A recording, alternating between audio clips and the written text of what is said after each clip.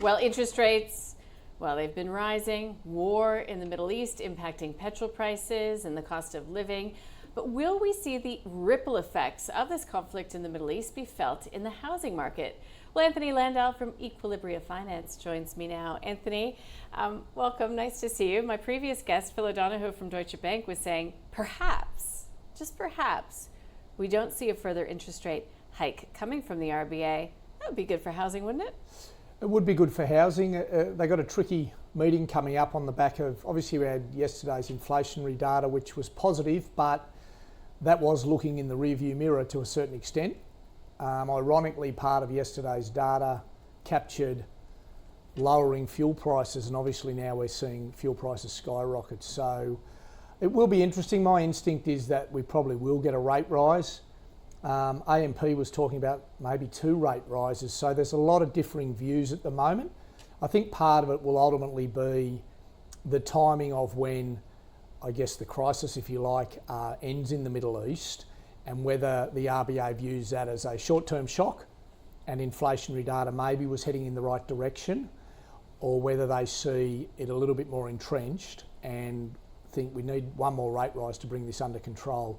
But yeah, rising rates, cost of living has impacted mortgage holders, housing market, what new buyers are looking at doing as well. So what are new buyers telling you? What we're seeing is a bit of a stagnation in the market with the uncertainty, not only in terms of what people can do and how much they can borrow, people putting houses on the market. We are just generally seeing a slowdown. We came into this period with a bit of a 2-tier market. The 1 million and under was really growing rapidly. We had unit growth in some markets around 12, 15, 20%. We had the less affordable markets slowing down. We are just coming into a bit of a patch of the market slowing down a bit from buyers and sellers with this uncertainty. And I think that'll remain for the foreseeable future. Whether we get negative growth in some of the major capitals is something that we'll see with both affordability buying and also, I think, just a general slowdown in activity. Will that likely bring more investors back into the market though? Possibly. Investors are always looking for opportunities, and in any market, often a softening market's where you will find an opportunity. Investors will be taking a different approach. They'll be looking at the long-term fundamentals of a region, infrastructure, the attractiveness of it as a rental. They've still obviously got to manage their cash flow with rising rates. The cost of investing obviously goes up. Cost of holding a property goes up. But yeah, there will be opportunities out of this for investors. We haven't seen that flow through yet. What we were seeing before this was investor activity as strong as it had been for over about 5-10 years. So it was up close to 40% of credit activity was coming through investors. And I think they'll remain more active than home buyers through this time. Yeah, what does this all mean, do you think? And I know it's uncertain, so there's a lot of people that are probably sitting on their hands, but for first home buyers, because if we do see a bit of negative price growth, I mean, that would potentially be a positive thing if people can keep their jobs, I suppose. Yeah, employment market remains strong, which is good. There's a lot of first home buyers taking advantage of the low deposit scheme.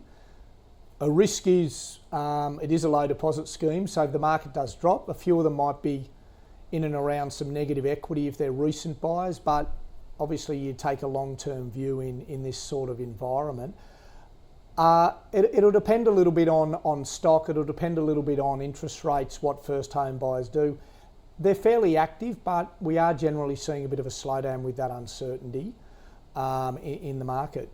And are lenders, in your view, a little bit more reticent to lend, or what sort of parameters are they putting on any of their activity in consideration of this really volatile scenario? Yeah, the main thing lenders are looking at that is creating some restriction is low deposit loans, where you may not have as much of a deposit to put in, so the loan to value ratio is higher, as well as debt to income ratios. They're getting a lot more conscious around the level of debt compared to what you're earning. That's grown a lot over the years, from in the 30% to now 40, 50% for some people. So they're really looking at those two metrics for both home buyers and investors.